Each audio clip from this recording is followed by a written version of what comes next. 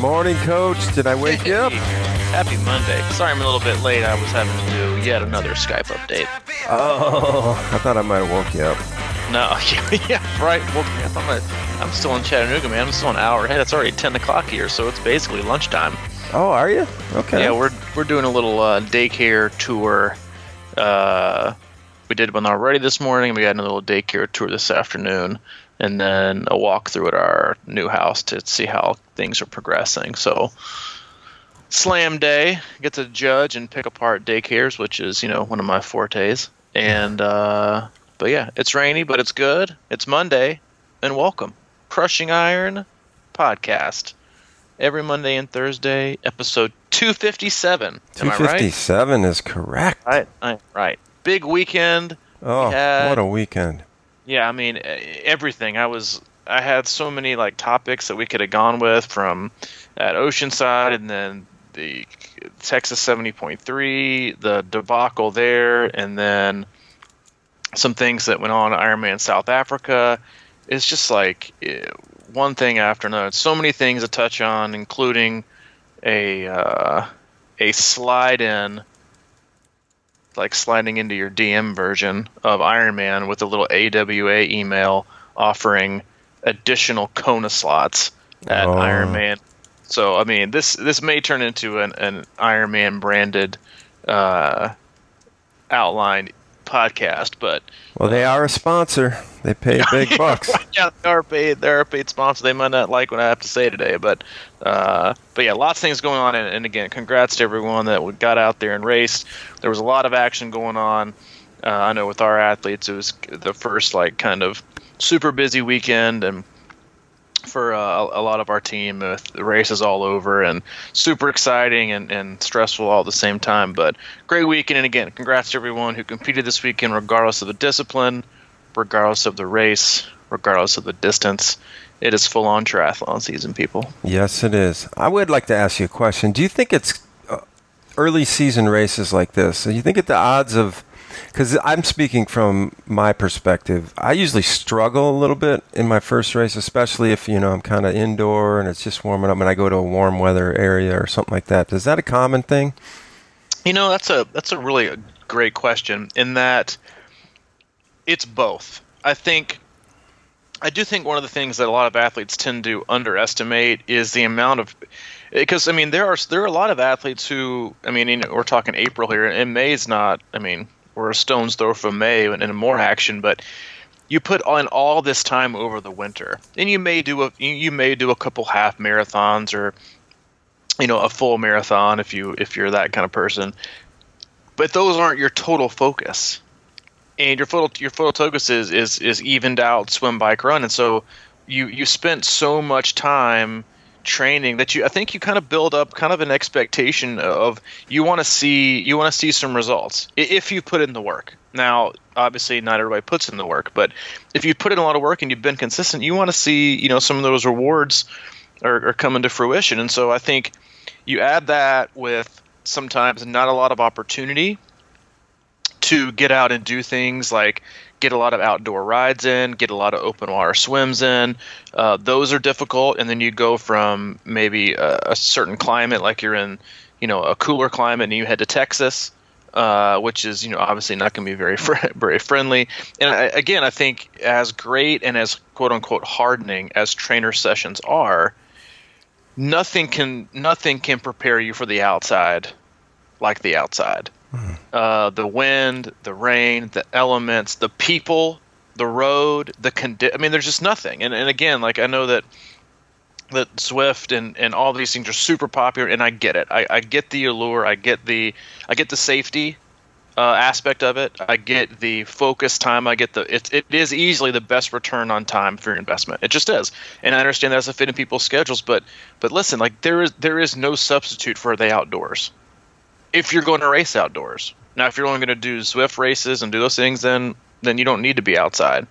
But nothing can prepare you for headwinds like you might have in Texas, hills and rumble strips, and the people like you might have at Oceanside. Nothing. There's nothing but the outdoors can prepare you for that. There's nothing that can prepare you outside of open water swims and like open water swims. I think it's the best example I could give is it's transitioning from pool only to an open water swim with no practice is the same as going from the trainer for a lot of people to outdoors with little to no outdoor experience. It's just a lot. I mean, this was like the first weekend that the majority of the athletes that I worked with were able to get outside, and a lot of them even commented like, "Hey, I was kind of surprised at how my back felt and how my core felt the longer these rides went on." And I think that's again something that we tend to not take into account. Again, going from treadmill to outside as well is you have to use more of your body. It's not, you don't get any freebies, and you have to engage your core for a longer period of time. You're moving around differently, and the demands are different. So you want to be, again, you've gained a lot of fitness, but you got to be prepared and be able to hold it and to deliver it and to hopefully get the most out of yourself on race day. And it's hard to do this early time of the year. And so I think you can gain a lot of knowledge and experience from your race, and if you want to look at your results that way. But I think it's a hard transition, and I think that's also something that people should be wary about. Not wary, but think through objectively when they look at themselves and their life and their current obligations and how they deal with winter, fall training. And is an early season race really something that they need, or that they can execute well given the demands of their life?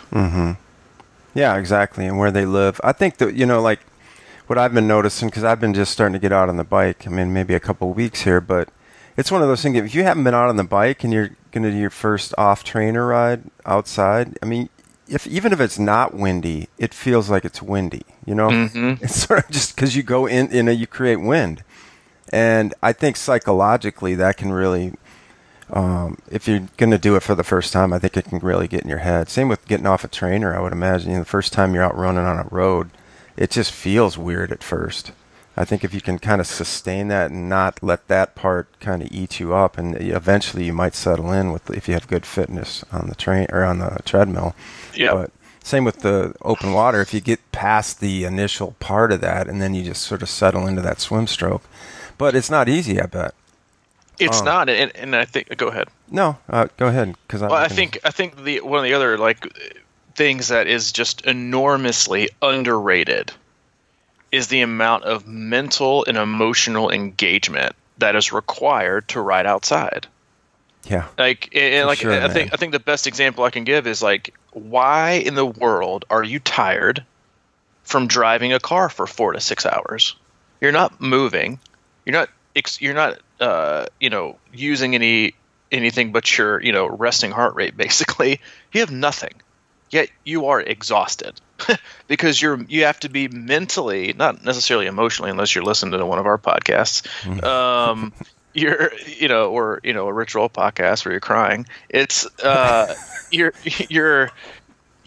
focused. You have to be focused and aware. On the trainer, you don't have to think about anything except for throwing it down. And while again that raises huge fitness and benefits, getting out on the road, the amount of effort you now have to control your bike, which a lot of triathletes are already subpar to average at best bike handlers. Now you have to worry about now you have to worry about staying upright. Now you have to worry about riding straight. Now you have to worry about other cyclists. Now you have to worry about turns, hills, descents, potholes in the road. All those things take energy. And again, as we kind of always talk about in terms of why people, one of the greatest pitfalls of people who tend to not focus on the swim or they overbike is that we are triathletes and we are judged on the totality of all three sports and how those accumulate and how those affect each other to give you an end result time. They're not separated into three different, you're not graded on a scale. Energy expenditure and how it's used is the overall name of the game. And so you want to get to the run having used the least amount of energy as possible so you can run your best race. Not being prepared to ride outside or not having the opportunities to ride outside, you're put out there in a race environment for the first time. You've gone from basically riding by yourself in your house with no one and nothing to look at, and now you're surrounded by the real world, going a certain speed. You're in a race with 2,000 other people. Yeah, that's the exact same thing as going from a pool to open water, and you can't expect the same result. So those things those things require energy, and that mental and emotional demand of being on the bike takes things out of you. And if you don't think that it does, then you're lying to yourself, and you don't remember the first time you got back on your bike for the first time this year, and you're like, I fatigued quickly. And it wasn't necessarily your fitness, and you can't jump to these conclusions that you've lost fitness, but it's going to take time. And it's a weird time of the year where you have people transitioning. It's for a coach, it's like you enter super therapy mode, because people assume they like lose their fitness in the first ride, and then what also happens is they've gone from like 40-degree like cool and calm weather that's perfect for all things, and then they get like a typical April weekend, and all of a sudden it jumped to like 75 and humid, and they're like, oh my god, I've lost all my fitness. Yeah. I can't. I'm like, dude, it's gonna take some time. Yeah. I know it's gonna take some time, but it's gonna take consistent exposure to the elements. Right. In order to have your fitness meet the demands of the environments in which you're racing and the temperatures in which you're going to race, it's going to take those times. And those are things that you have to take into account if you want to get your best result and you want to get the most out of your fitness. Mm-hmm. Yeah, a pain cave can't really simulate the sun. Mm-mm. You know, I got a triathlon tramp stamp this weekend out riding. Or sunburn. It's I mean, you get burned up, and I think just the oxygen levels are higher or something. You know, I don't know about all that, but it seems like whatever it is, even when I was a kid, the first time I would go outside and play all day for the first time, I would just be absolutely wrecked. And it's probably just the wind and the sun and just breathing the fresh elements, air, man. Fresh air. Exposure to the elements. I mean, it's so underrated. Like you call it the pain cave, but let's be honest, you constructed it perfectly to have the least amount of interference and obstacles possible. Yeah, and the distraction You got of Netflix. a fridge down there with your water bottles, keeping them ice cold. You don't have to worry about steering or hills or people. You can just get on it and mash. You can listen to your music cranked. Yeah, you don't have to be aware of anything. And it's something that takes skill, and it takes, I mean, you look at a guy, obviously he's already an incredible cyclist, but you got to imagine a guy like Starkey, who just, absolutely like demolished the Texas 70.3 bike course.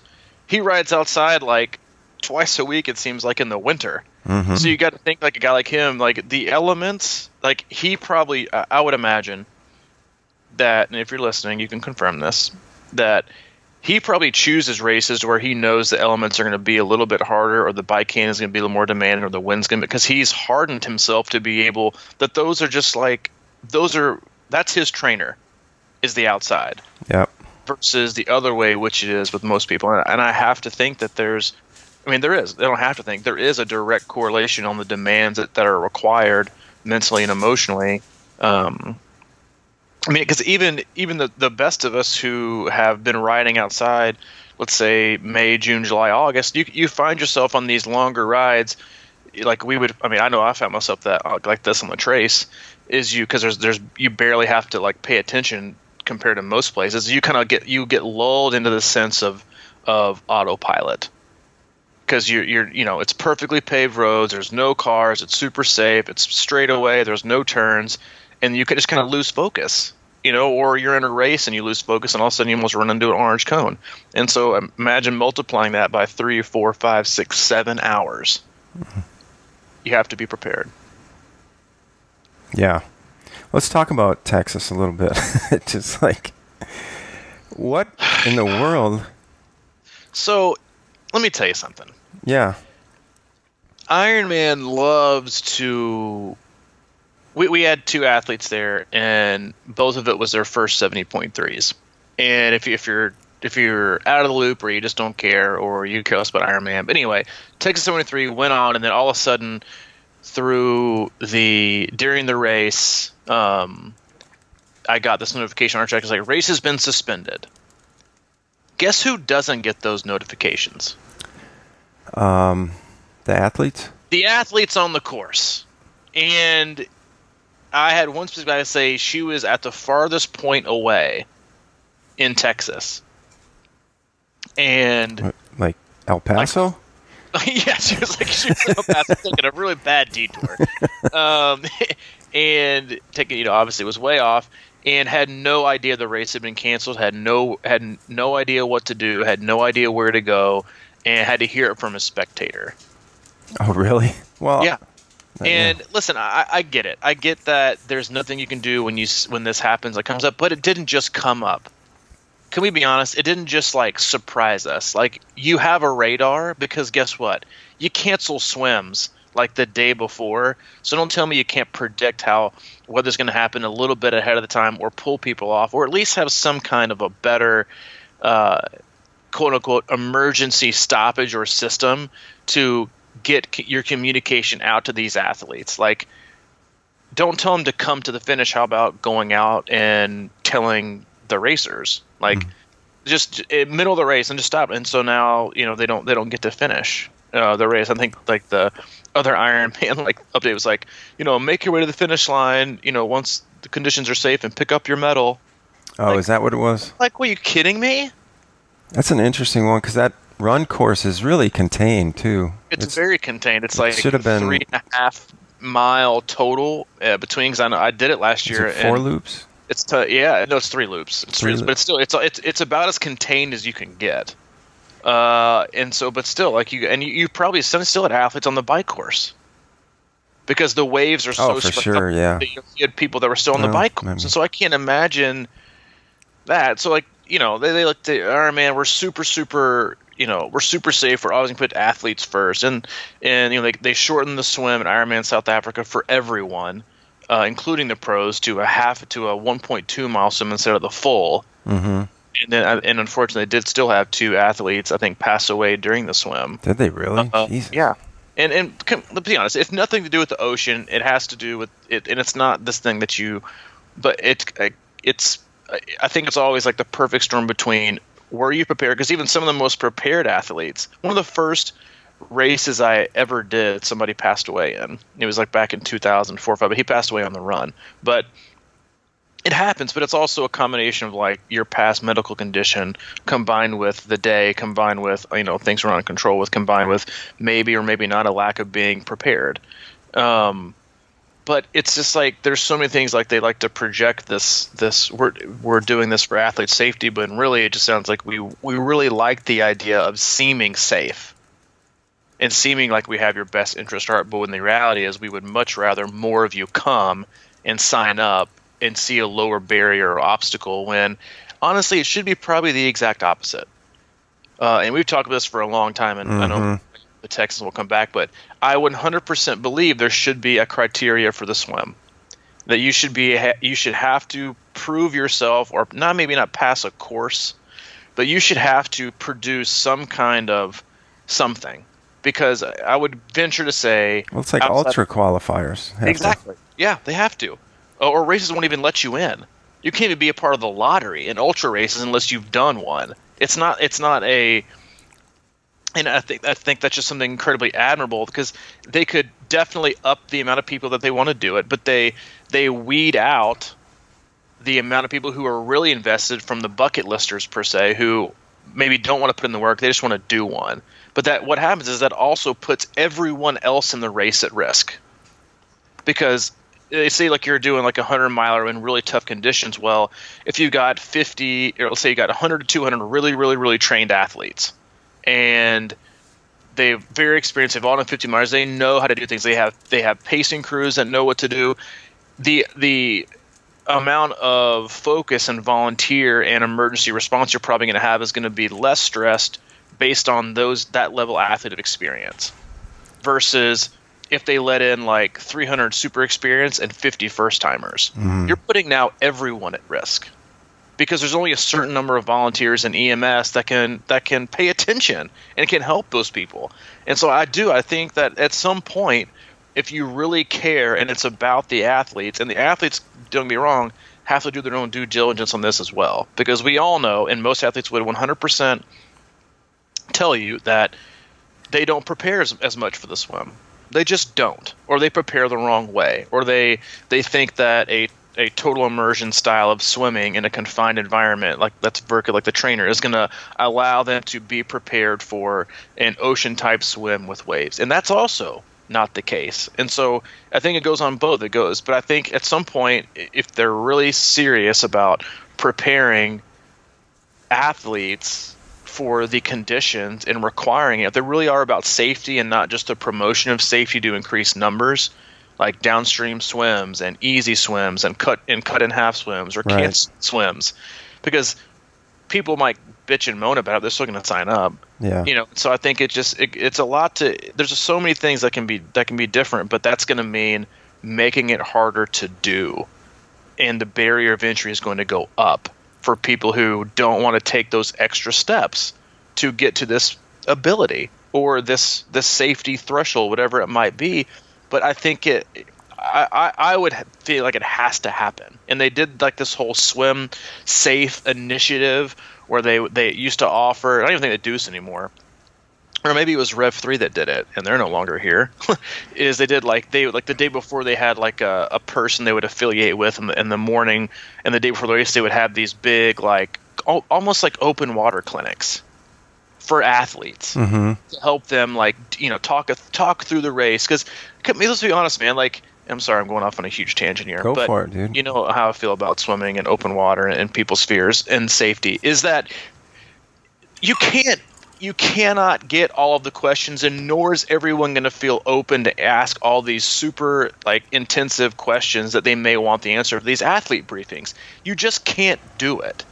And so I think Rev 3 did this, and it obviously didn't work out, or maybe Ironman used to do it, but they don't anymore because I haven't seen it advertised or marketed or in an athlete guide. Just have these like, not maybe an open water swim clinic, but maybe like a swim safe or a swim smart. Because they had these checklists on the ridiculous athlete guide. I'm like, that's not going to save anybody's life. Sorry. They've prepped beforehand, and what's going to happen is probably going to happen.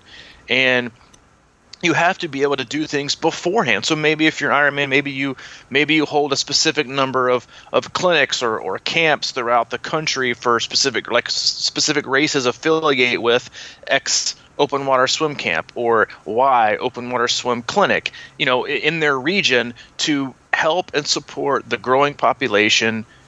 Be prepared, because that is the big. I mean, I get these ridiculous emails all the time from USAT. Like we got one as a tri club, as a USAT tri club, to go to the Country Music Marathon Expo and talk about time to try. And then it gives you like these bullet points. I'm probably getting huge bonus points right now. Ironman, but somebody's got to say it, and it might as well be me because I don't like me anyway. Probably is like, and you got to talk about swimming because an athlete, like their biggest barrier to triathlon is swimming, and so it makes it into a sales job, not a prepared to do it and be sustainable and successful and safe. So no, I'm not going to go do that. No, I'm not going to go spout off BS about how easy it is, because it's not easy. But they have to do something to empower the athletes, or partner with people, or suggest or make requirements that make it more strenuous to be able to get into some of these races and prepare, because people don't take it seriously. And they don't even take some of the bigger of seriously. They don't even take a lot of people don't even take Kona as seriously as it used to be, because now they basically like want to give away extra entries for just no reason. And it's becoming less and less of a world championship and more like a business. And it's supposed to be hard. And I'm okay with it being hard. And you'll have so many, and we'll have people that want to complain about it. I'm sure I'll get a hate mail or two. And I don't think people liked it some people didn't like it last time I went this direction. But it's supposed to be hard.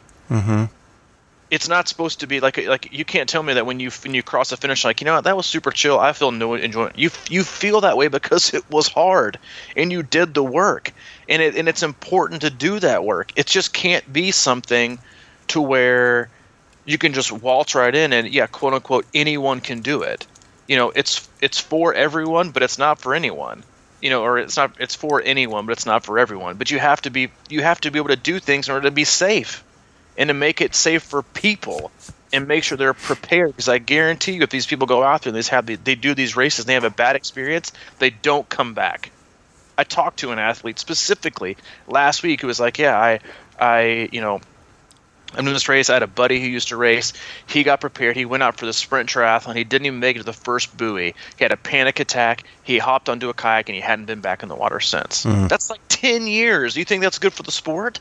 It's good for easy entry for specific races, but it doesn't prepare people for the demands of it. And so you got to take it seriously. And if you're an athlete and you're out there and training for a 70.3 or a full, and you think that all of a sudden it's a downstream swim or it's flat or something, and you think that I don't have to train hard and I'm going to be perfectly fine, you're wrong. Take it seriously, take care of yourself, and do your job, and don't expect Ironman or somebody else to quote-unquote swim safe or swim smart initiative to prepare you or save you on race day. That's up to you. Yeah, you got to put in the work. I've got this rant was brought to you by Hotel Coffee, not regular coffee. Just as a disclaimer. Can you imagine if it was regular coffee? Well, you're in Chattanooga. That was my third Ironman. And this is a perfect example because I had done Wisconsin and I did Louisville. And then that third one, I was like, downstream swim. And I've talked about this before, but it's very relevant. And I'm not a great swimmer, but man, when we trained for Wisconsin that first time, it was a mass start. And, you had us at the lake. We were rubbing paint and running into each other and practicing. I mean, we did a lot of training. We took that very seriously because obviously it was very intimidating for our first time to get into a mass start. And then by my third one, I didn't even train hardly at all for Chattanooga because it was a downstream swim. I saw the year before people were getting out in under an hour that are probably hour and a half swimmers. The current was so wicked. But then when I got there, it was still a downstream swim, obviously, but the current, they had shut it back a little bit, and that was easily my hardest Ironman swim, even though it wasn't my slowest. I got to about 500 yards out, and I was really in trouble. I mean, not literally flat, but I was struggling big time. Yep. And I think that is a perfect example is because I just took it so lightly. Downstream swim. I mean, I don't understand. I mean, I guess I do, but we talked about this, I think, is that why isn't a 70.3 a prerequisite for doing a full? I think that would be a really smart thing to do. I mean, because to your point, it makes you work and get a taste of it without like, hey, I'm going to go do an Ironman out of the blue, and the next thing you know, you're 200 yards in the water, and the whole thing is about ready to crumble because you're not ready and you're stressed out and whatever. But at least you get to see. You get to I mean, a 70.3 is a legitimate taste of what it's going to take. And should you? I think is it a requirement? Should it be a requirement? It'd be great if it was. Would they probably have to also initiate like a bypass for athletes that maybe were like collegiate swimmers or high schools? Like, hey, you're not going to have an issue with X, Y, and Z, as long as it was recent. But I just think there's just like, there's so much neglect, and I think that there's also so much misinformation about swimming in general and what works and what prepares you. And yeah, is that one of the reasons why I absolutely can't stand the total immersion fanboy? Absolutely, because you can't tell me any of that is applicable to going out in the open water and dealing with any kind of adverse conditions or people or current or waves or wind and not go backwards. Like open water swimming is a power sport. It's not ballet. It's a power sport. And you have to train like that, and you have to work hard at it, and you have to be prepared, and you have to be prepared to be in a wetsuit because it's not going to feel the same as if you were not in a wetsuit. There's just so many things you have to take into account and prepare for, and athletes think that it is the distance that's the least amount they can just get through it. They don't take into account the effects that it's going to have on the rest of their race. They don't think about how it's going to affect the fact they might not get out of the water on time. And then they want to look at like, I just didn't make the cutoff, or I didn't keep doing this, or I didn't have the bike I thought. Well, yeah, you just spent probably 20 minutes extra in the water because you chose to just dilly-daddle around, or every time you got in the water, you just got in and just chilled. Yeah, I did the distance. I did 3,000 meters today in the pool, nice and slow, and I did it. Congrats. Now try and do it with some speed and with 2,500 other people who don't even care about your life. I know it's the truth. Yeah. They don't care. I mean, I'm not saying that they think about going into the swim and like inflicting harm, but if they want to swim over you, they're going to swim over you. Well, yeah, it's a mini survival tech. It is. Yeah, everyone's trying to survive, man, and you're not in the. Yeah. They don't care. It's survival of it's survival of the fittest. And they will pull your knee, they will yank it, they will elbow you in the goggles, and they don't even care. And it's not like you're on the bike where you can stop. It's not like you're on the run where you can walk. If you get distressed or hurt or banged up or stop, like you got to deal with it on your own and tread water. And it is just something that's incredibly difficult. And yes, like while I'm sure that like when we have like our triathlon camps, we do a ton of open water stuff, and then we have another open water swim camp coming up next month in May that's just swimming. And yeah, I think sometimes people want more focus on like some of the technique things. We do plenty of technique work, but the other is like your technique is meaningless if you aren't able to withstand the demands of what you're going to do and the people and like putting you in uncomfortable positions. But again, we've like reached critical mass at comfort when it comes to training. You can do everything inside. You can never be touched. You can never be bothered. And while you may think that that's keeping you quote unquote safe on the day to day, I'm not sure that that's true. Because if you're going to be putting yourself in an adverse situation with your heart rate's going to be higher and it's race experience, it's other people and it's other conditions you can't control, with a lack of preparedness, and you combine those, that's what's not safe. And then so you have race directors and federations who now want to like, oh, we got to cut it short. Listen, athletes don't, it's not about the distance. Most athletes don't, I mean, some athletes don't finish it, but the athletes who get super distressed and have like this raised level of anxiety, or unfortunately, the ones that do pass away, because the majority of them, I think from what I've read, are from cardiac events. Mm-hmm. The fact is that it's not about covering the distance. It's about being, and obviously you can't, like swimming in cardiac events is, there's not really a camp you can have for that. But it is preparedness and anxiety and being scared and not being prepared and not knowing how to breathe and not knowing how to this. It's a lot. I mean, this. You went from. Well, let me ask you this, and this is not this isn't like a hey, talk up our open water swim clinic stuff. This is, you went from being basically like coming from nothing in terms of swim experience to the first year you were basically doing triathlon. You were that guy that signed up for an Ironman, had never done a 70.3, but you were doing one and did one. Mm-hmm. But within the first, you started like November, December, January, February, March, April. We were in the open water in May. Mm-hmm. What kind of difference do you feel like that made in you and how you looked at swimming from the get-go versus had you not done that and you had just fell into the lull and the almost like paralyzing static comfortability of the black line in the pool and your swim P3 player on and your snorkel? Tell me, what do you think the difference would have been? Well, I can tell you that I remember the first time I went to the lake, and it was the first time I was ever in a wetsuit, and it was one of the worst days of my life. And not because of what we were doing, because I was just so out of my element. The water was a little cold, and it was the first time I was all constricted up in a wetsuit, and I just remember like going, what did I get myself into?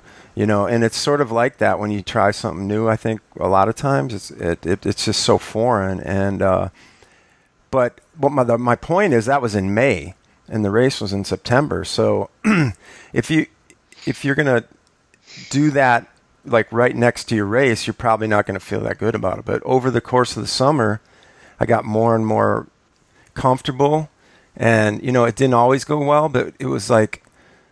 It was a struggle for a while, and by the end of the summer, I remember the guys. We had pretty good groups out there, 10 to 20 people, depending on the day.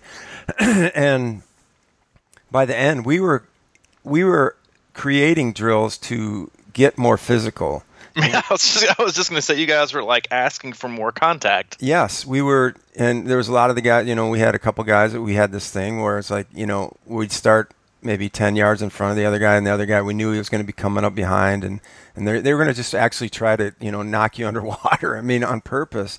And I remember by the time we got to Wisconsin and the mass start, and we knew it was going to be hell and water out there, and we were looking forward to it. The contact wasn't a problem. I was still thinking about, can I swim this far a little bit? That was like, but it was a different thing. So, I just can't imagine doing it without some of that, to be honest. It was just, by the time we got there, it was like not a fear at all. It's again, it goes back to what we kind of talked about when you asked, like, transitioning into the early season. It's about exposure. And the longer you stay away and just basically put off exposing yourself to certain things, not only it's going to be harder when it comes, but you're going to continue to put it off longer. Mm-hmm. It's like going to the doctor, going to the dentist. Okay, I'll give you an example. I just went to the dentist last week, and I've been putting it off for like 3 months because I was like super anxious, and I wouldn't say I was terrified, but I was super anxious and fearful to go because only because the last time I went, which was last May, they like did the screening on my tongue and told me that it looked like it was cancerous. I'm like, great delivery. She was like, looking at me like I was just like a normal day. She was like, yeah, it could be. It looks like it's cancerous, but I need to get the dentist, the head or whatever surgeon to confirm. They just left me in the chair for like 30 minutes. I was like, that suck. But they got their flat screen TV in there, the HD TV. I'm like, that's going to soothe my anxiety and pain. And I was like a wreck. And then they came back and it was like, oh, it was like, no, that's a false positive. You're all good. But so here they were like, yeah, it's time to go back. I'm like, F you. I ain't going back. And if I do come back, you ain't looking at my tongue. I can tell you that right now. And so finally I was like, you know what? I got to go. I just got to face this fear, and I'm going to go. And I was a nervous wreck. Like, I was an absolute nervous wreck because it was just, it brought back up like that anxiety feeling of like, and cancer's scary anyway. And I was like, it just brought back the feeling of I was like freaking out. And so I walk in, and they're like, all right, you're due for your, X-ray or whatever to check out your teeth. Or I was like, fine, whatever. And then they come back in, and she's like, do your teeth hurt? And I'm like, oh my God, I got teeth cancer, if that's even a thing. I'm like thinking, like thinking all these like crazy things. And she was like, she has the doctor come in, and he's talking to me, and I guess they had like 2 people training that day. So there was 2 extra people in the room. And I'm thinking, like, I'm like sweating profusely through my shirt. I'm thinking, all these people are in here to like hear this like really awful like diagnosis that I've got, like the first ever like the rarest of rare, and the rarest of rare. And it was just something about one of my back things, and they were training. And but to the point, my tongue was fine. But to the point is, it was like I kept putting off something that was totally normal. Yes, was it based on a past experience? Sure.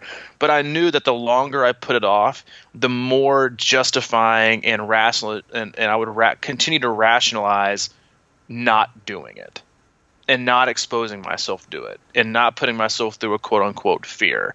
And so I think people do that also with swimming, is that they know it's going to be uncomfortable the first time in open water, but they don't want to feel that uncomfortability, because we've created everything now where we can basically do it all in the comfort of our own home in our pain cave, and everything is super chill and confined and lovely and posh. Ain't nothing posh about open water and racing, but people don't like to expose it because I think it exposes and gives energy sometimes to anxiety and fear, but it also kind of. People just don't like to be uncomfortable.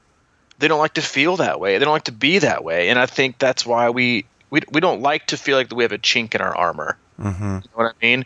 And nobody does. I think it's just human sense. I mean, common sense. And I think just how humans we are. No. Hey, you want to go out to this thing and feel really dumb? Nah, I think, you know what? I think that sounds great. Let's do it. No, you don't. You want to protect yourself and your ego and your fragility.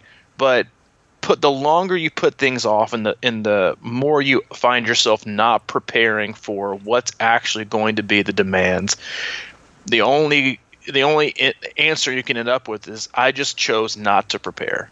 Mm-hmm. And I just chose to just not do what it takes.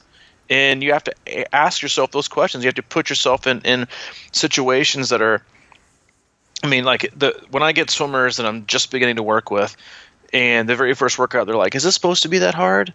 And I'm like, yeah, it is. Like, okay. And they move on. And so it's great to work with people who have like no previous experience of doing like 1,500, 2,000 straight for every swim with like little to no, like they never breathe hard. It's like they're allergic to it. Mm-hmm. And they wonder why they can't swim faster. And then I get athletes who have been doing that for a long period of time, and they're like, oh my God, I've never worked so hard in my entire life. And I'm like, yeah, that was one of the easy ones. Prepare yourself. But then they get better. And then they work harder. Like I specifically had a guy that I've been working with for a few months with just swimming. He sent a great email. He did Oceanside this last week, obviously, and he's been doing the triple play swim analysis. You get swim analysis and you get workouts. And he sent one in. And he used to be a guy that would just swim, get in the water, 2,000 here, 2,500 here, all straight through. So your breathing is controlled. You're never hypoxic. You're never really struggling to breathe. It's very controlled, and you get to kind of like control your comfort zone.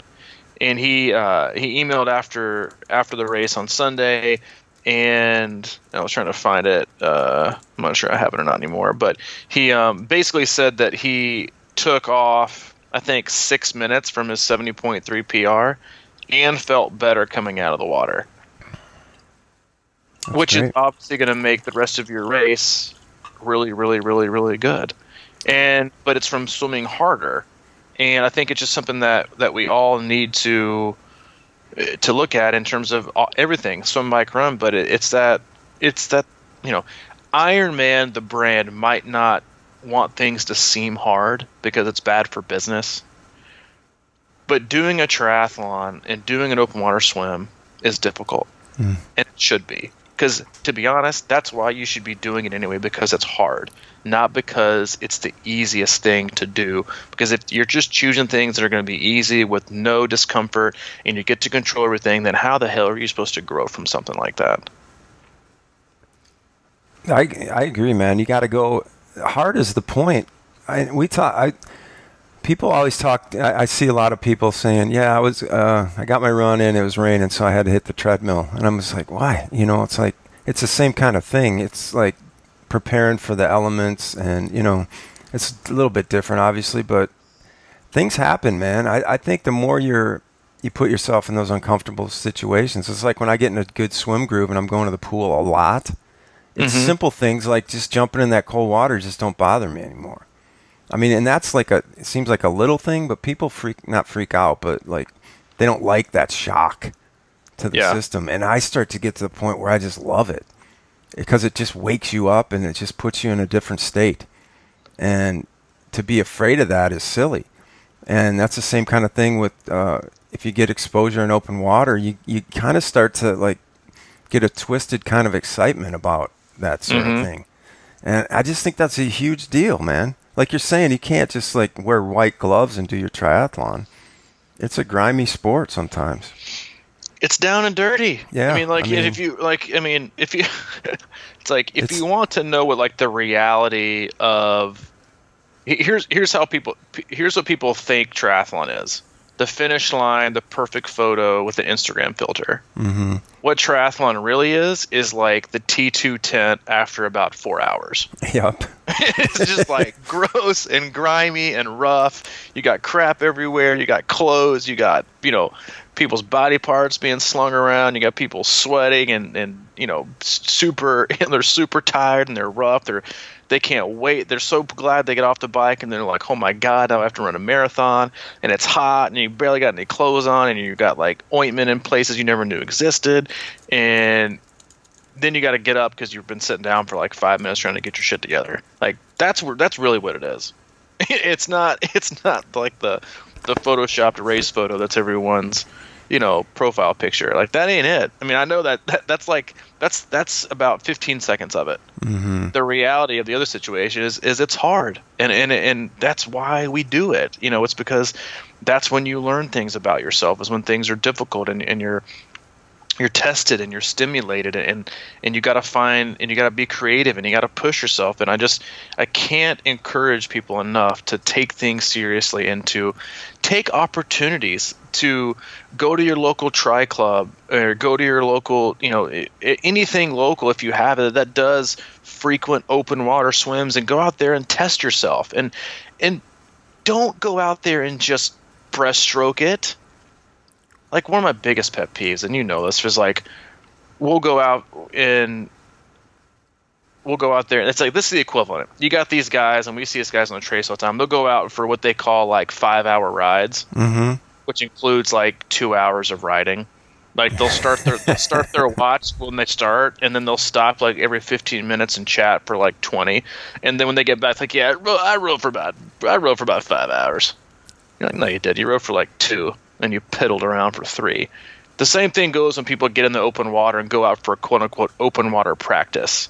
What are you really practicing? Are you practicing floating in a wetsuit, breaststroking? Because unless that's how you're going to go in your race, and you ain't practicing nothing. And so get out there and work hard at it. And go out there and put yourself through the ringer, and add in some tempo, and add in some fun things, and put yourself in an uncomfortable situation when you've got support, and you probably have kayaks, and you have other swimmers. Don't just get out there and breaststroke and stop every 100 meters and just be done, or talk for a while and act like that's like legitimate exposure. Mm-hmm. That's like walking in and out of your house every 3 hours for 30 seconds and come back inside and be like, yeah, I got decent sun exposure today. I'm pretty heat acclimated. No, that's not how it works, people. Get out there, take advantage of your local clubs and the group settings that they have, and get out there and go to work. Just don't piddle around and swim laps. Do things that are going to give yourself the best race simulation you possibly can. If you don't, find a camp that you can go to where people are going to push you, and you'll be supported, and you'll be safe, but you'll actually get things done the way you want them to. Hey, you can come to, we have a swim camp in May. Email me if you want more information, c26coach@gmail.com. It won't be easy, but I promise you will be 100% prepared. 100% prepared. 100% prepared. Mm-hmm. And I'll make sure you are. And that's how you should always look at things with cycling and running and swimming. Like, it's an entire sport. It's not 3 separate disciplines. So you have to look how things complement each other, and you also have to be objective and look in the mirror and how things are going to take away from other things. Don't work your butt off on a bike and run and just neglect your swim, and just be naive enough that it's not going to negatively affect it. Mm-hmm. And just do it for the for the mere fact of just being safe. Yeah. And take care of yourself, because again, the swimming part, the reason it's the most fearful for people and the most like anxiety stricken is because wetsuits can make you feel kind of not great. And you're not used to swimming in a body of water. You're not used to all those people, and you got a higher heart rate, and you're trying to swim faster. That's just hard. And you, like I said, you can't just stop and walk on the sidewalk or sit down on the curb, or you can't coast on your bike and pull over. There aren't any aid stations on the swim. Last time I checked, to stop and get help. And that's why it's the hardest, and that's why you have to address it. This isn't meant to scare you. It's meant to hopefully force you into being more prepared no matter what. Right. You always talk about the swim should be uneventful. That's kind of how you describe it. Every time. Uneventful. And you don't get uneventful swims without being ready to, without being trained up and prepared for that. I mean, that's just how it happens. It's sort of like you can go out there and you're in good swim shape, so you're able to kind of cruise it a little bit, depending on the distance, and you're strong enough to deal with some contact, and you're used to it, and it doesn't affect you. And because that's what happens is a lot of times that, you might go into a swim expecting that you're going to stay in the back and everything's just going to be smooth and you're going to cruise through it, but it just doesn't happen that way, and that can really set a bad tone for everything. That just gets you behind the 8 ball on every part of that race. And I was out riding this weekend on the trace for the first time, and it was new. I mean, it wasn't new, but about 45 miles in, I started to remember what that really feels like when you're in a race, and what you have to kind of battle mentally and physically to get through it. And you just have to expose yourself. And of course, we're talking about swim. I mean, that's obviously that's the scariest one. So you got to, if you're not prepared, I mean, it can really mess with your head. And there's just no question in my mind that the only way to do that is to like you're saying, get out there in open water and practice with other people sometimes if you can. I mean, obviously some people don't have that opportunity maybe, but I don't know. Find it. Yeah. At least a few times. Find because you just don't want to, the first time you experience it and feel something totally new and weird to be in your race. Yeah, and if you can't, for whatever reason, whatever strange reason, you can't get in open water, make your pool sessions so hard. Like, put yourself in tough situations. Like, make it really, really, really hard. But the thing is like, if it does get too hard, you can just stand up. Yep. In the pool, and you can start to work on those things. Like, a lot of the athletes that I work with that can't get to open water, like, yeah, we'd have hard swim sessions, but also sometimes towards closer to race day, if I know they just can't ever get to one or don't have it on practice day, we'll do harder sets, but then we'll do like 100 breathing every 3, 100 breathing every 5, 100 breathing every 7. It's not because I'm a huge fan of those breathing intervals, because I'm not. It's just to get them more into that phase of, I have to really be efficient with my breathing and hold my breath and get my body in a place to where it's comfortable being hypoxic, even if I don't want to be. Because the truth of the matter is that when a lot of athletes start swimming, they are, quote unquote, taking their face out of the water and opening their mouth, looking like they're breathing, but the amount of air they're actually taking in is like almost zero, because they're doing like that hyperventilation breathing, and then also another larger majority of them aren't even exhaling when their face is in the water. Right. Yeah. Like they I get think that. More people do that than they even understand. Oh, 100%. And we do this, like, I think we've talked about this on a podcast before too. Is like, I do this thing that with with athletes at camp, and I make them like make a noise when they put their face back in the water. But it's that noise that helps signal and remind you to breathe out. Because if you don't breathe out, you only have a minimal amount of space to breathe in. And that's the amount of oxygen that you work with. And most triathletes deal with more carbon monoxide than they do actual oxygen when they race.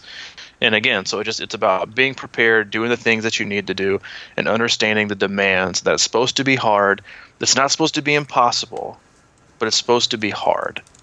And it doesn't have to feel impossible. It should be like, I say, swim, uneventful. But in order to, and that's why when sometimes athletes ask about why they're swimming so much or why it's hard, I'm like, listen, on race day, I want the swim to be uneventful. So you got a choice. You can make all your swims between now and then really uneventful. All easy, super chill, nothing hard, nothing fast. And then on race day, it's going to be really eventful. And it's going to suck, and you're not going to like it. So make your choice. I definitely would much rather, have it uneventful on race day so I can get out and feel fresh as a daisy, getting ready to bike with all my energy still there. Okay, cool, let's go. And it's you just have to realize that and be okay with that. And again, I also think it's hard because I think, at least this is coming from a swimmer.